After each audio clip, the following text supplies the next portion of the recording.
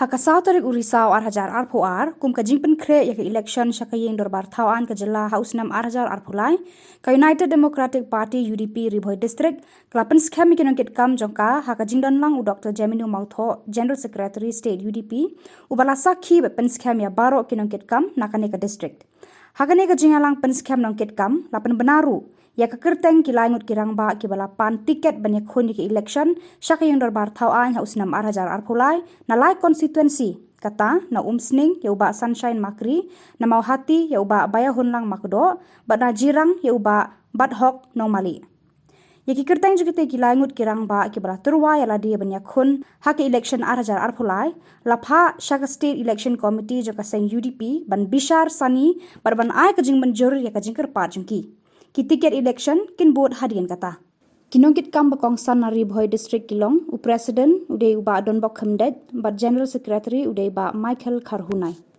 Indre was fontenak pendeta lomba mentausnya arhajar ar kadon ke jingla ako bayi berkali Bhoi district kadon ke jingla ro hakan jela Meghalaya ro Bhoi nagalian jongi secretary mene ba Michael Kharhunai ilabatai ke jingya denti jong ka UDP Bhoi district nadu benai February arhajar ar but kumno ba kini Nongialam na ki parti gopher na ki kanwon gopher lawan ban peneso but kene ka parti UDP ke jongi ti kalong ke tingshnan but kalong ru ke tingkermen ya ka parti UDP ndai tan hakan ke Bhoi district Nre hake jela Meghalaya Bhoi but na ke ting shitom na kalian ke jongki berkakan bon ke bangia damlang hake ke Bhoi district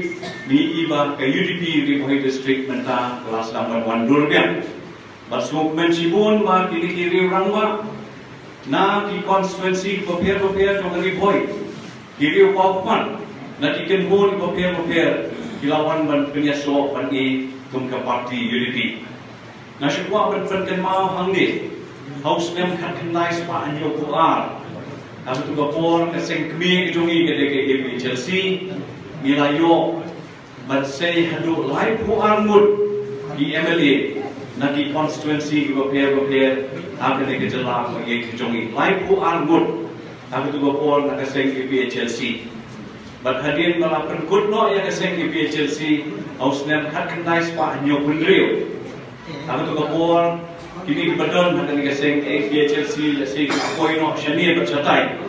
Berkapas semua tu nak kelomba. Nongialam di Bahahmat. Jong kini ke parti Riulong ke jongi. Ilayo ban penetli yang ya kini ke parti Riulong ke jongi.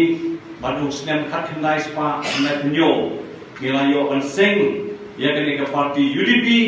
Bat hadir kita haus senem kat kendai spa nak ku terang.